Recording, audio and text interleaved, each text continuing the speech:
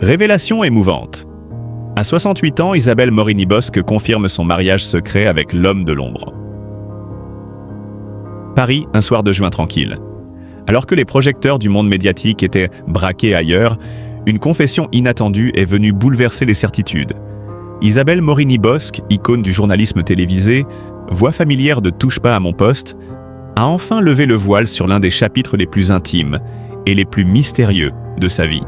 À 68 ans, la journaliste au verbe affûté a admis publiquement son mariage avec Raphaël, un homme resté dans l'ombre pendant des années.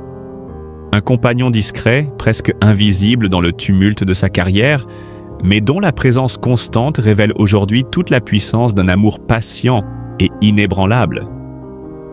Ce n'est pas un simple fait divers sentimental, c'est le dénouement d'une histoire de vie que seule la pudeur a gardée secrète pendant si longtemps.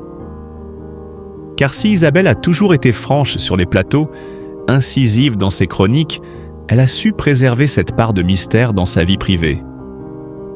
Mais aujourd'hui, émue aux larmes, elle confesse « J'ai mis trop de temps à comprendre, mais il a toujours été l'amour de ma vie. » Ces mots, simples mais d'une intensité bouleversante, révèlent la profondeur d'une relation que personne, ou presque, ne soupçonnait. Raphaël, l'homme dont elle parle avec tant de tendresse, n'est ni une figure publique, ni une étoile des médias. C'est un homme de l'ombre, au sens noble du terme. Pendant des décennies, il a accompagné Isabelle dans les coulisses de sa vie mouvementée, souvent silencieux, parfois en retrait, mais toujours présent. Il était là, discret, lorsque les caméras s'éteignaient, là lorsqu'elle doutait, lorsqu'elle tombait, lorsqu'elle brillait aussi.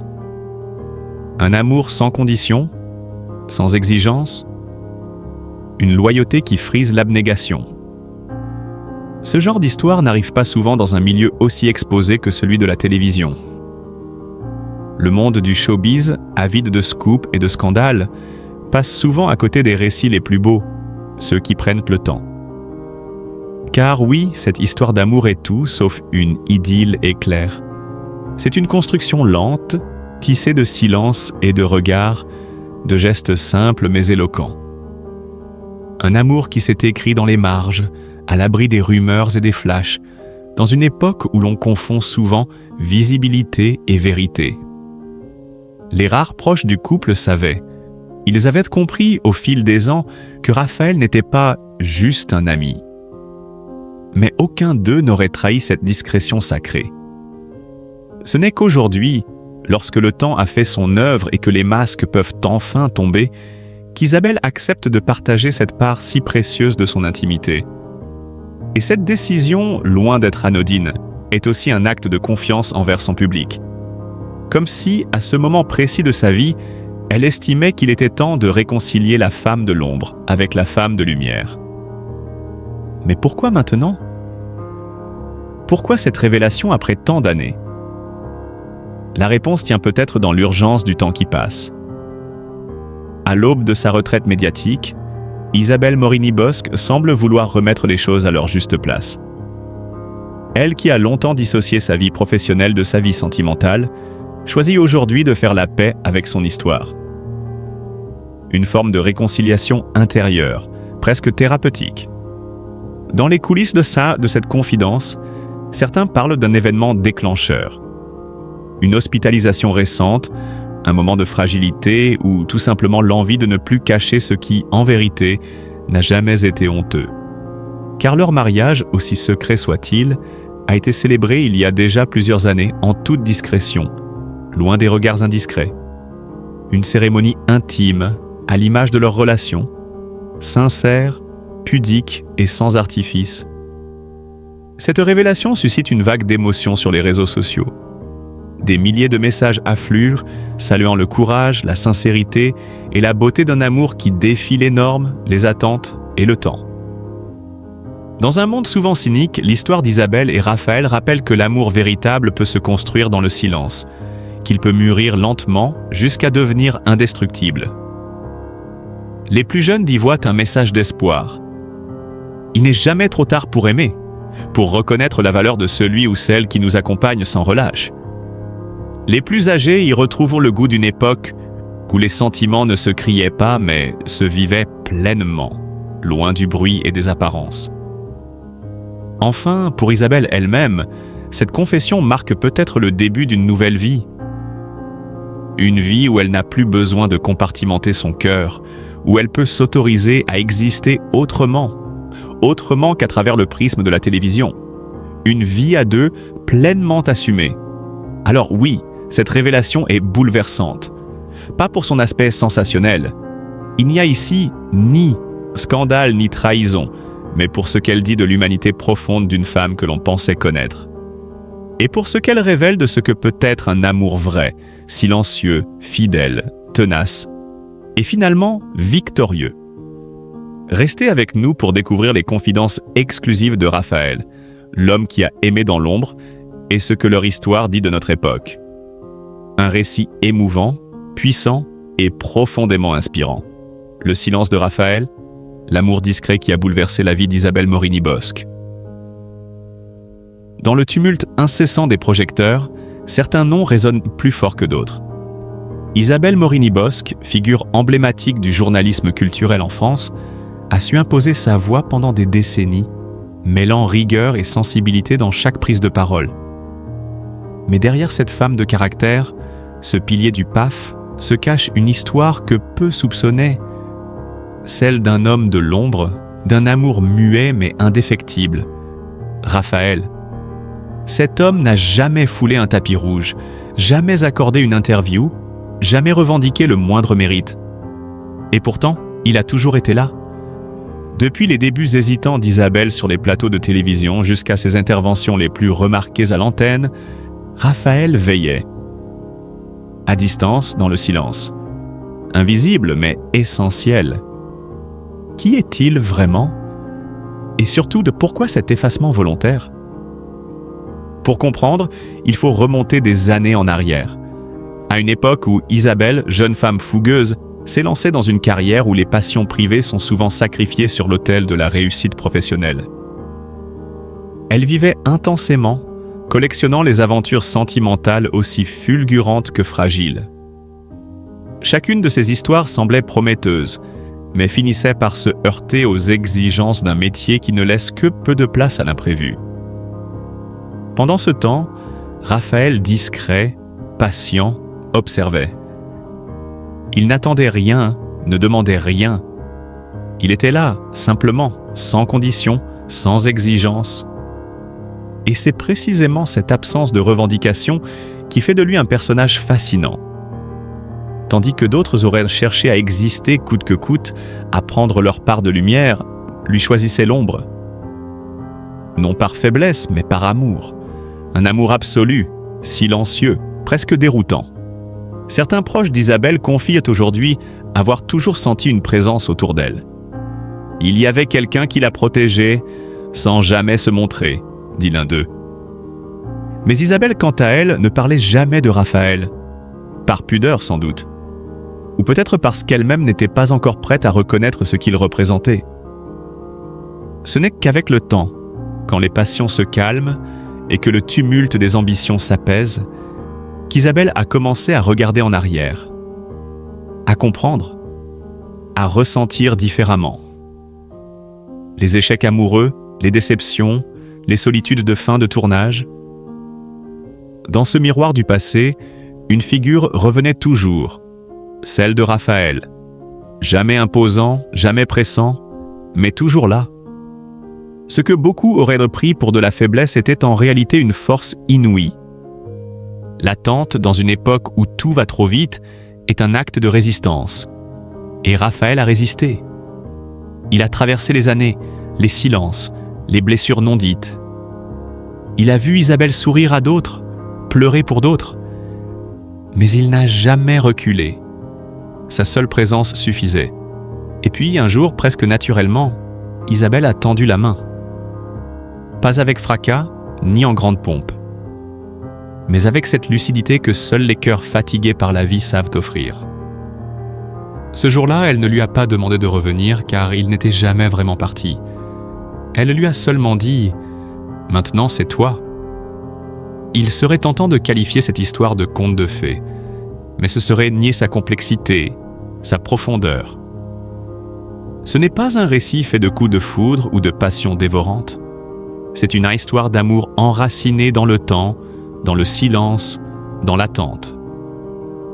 Et dans cette société où l'amour se mesure souvent en likes, en stories ou en promesses bruyantes, l'exemple de Raphaël dérange.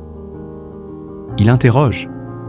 Il nous renvoie à notre propre impatience, à notre besoin de validation immédiate. Mais surtout, il nous rappelle que l'amour, le vrai, peut parfois prendre des formes insoupçonnées, qu'il peut choisir le silence, l'ombre, l'effacement pour mieux durer. Aujourd'hui, Isabelle Morini-Bosc ne cache plus Raphaël. Elle ne le brandit pas non plus. Elle le vit, simplement. À leurs âges, ils n'ont plus besoin de se prouver quoi que ce soit.